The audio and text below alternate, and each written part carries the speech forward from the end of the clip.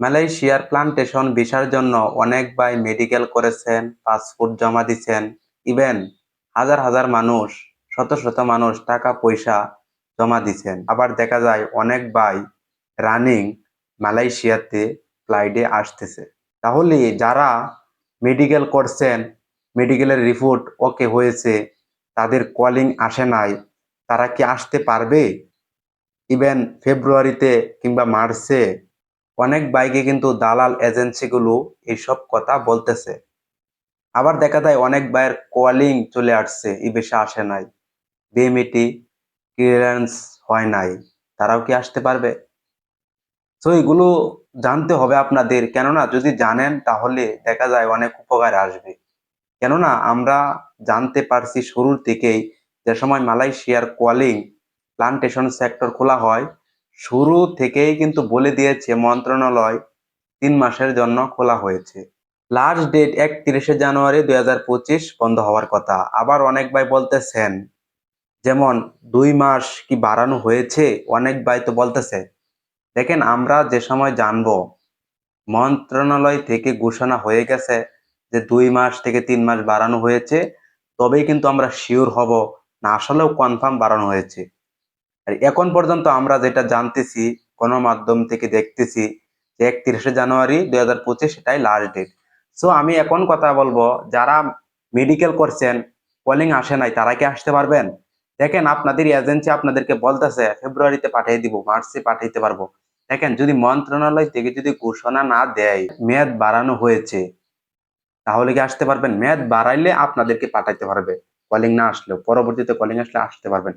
তো মেয়াদ যদি না বাড়ায় তাহলে কিন্তু বিগত ওই যে 18,000 মানুষ আটকা ছিল, এভাবেই কিন্তু আপনারা আটকা পড়বেন। আর যারা বলতেছেন পাসপোর্ট জমা দিচ্ছে কিন্তু মেডিকেল করে নাই, দেখেন, আর মেডিকেল করার দরকার নাই। যে সময় আপনাকে মন্ত্রণালয় ঘোষণা দিবে যে আরো মেয়াদ বাড়ানো হয়েছে 2 মাস, পরবর্তীতে মেডিকেল করে টাকাটা জমা দিয়েন ভাই।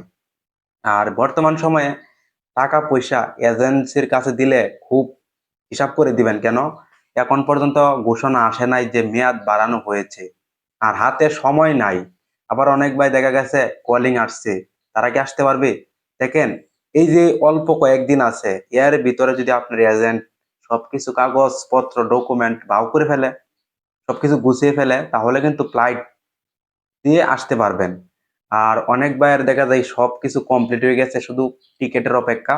যে কোনো দিন টিকিট কেটে এই জানুয়ারি মাসে পাঠাইতে পারবে, তারা তো আসতেছে। আর এখন পর্যন্ত রানিং মালয়েশিয়াতে প্রতিনিয়ত ফ্লাইট হচ্ছে, নতুন কলিং এর মানুষ আসতেছে। আর এবার যে এই যে প্লান্টেশন সেক্টর যে খোলা হয়েছে, অনেক বাইকে দেখা যায় এজেন্সি গুলো বলতেছে যে কনেকশন বিষয় তোমাদেরকে পাঠাইতে পারবো, সার্ভিস সেক্টর বিষয় তোমাদেরকে পাঠাইতে পারবো। আরে ভাই না, এখন পর্যন্ত মালয়েশিয়া খোলা শুধু প্লান্টেশন সেক্টর, আম বাগানেই পাঠাইতে পারবে, এছাড়া না। যে সময় ঘোষণা দিবে অন্য অন্য সেক্টর খোলা হবে, ওই সময় কিন্তু আপনাদেরকে পাঠাইতে পারবে। আর আরেকটি কথা বলি, মালয়েশিয়াতে কিন্তু অনেক অনেক সেক্টরে কর্মীর দরকার, যেমন রেস্টুরেন্টের কাজে অনেক কর্মীর দরকার, পাম বাগান খাতে, এরপরে অনেক কাজে অনেক কর্মীর দরকার। তো যদি নতুন করে কলিং খুলে আবার যদি মেয়াদ বাড়ায়, তাহলে দেখা যায় অনেক বাংলাদেশি আসতে পারবে মালয়েশিয়া।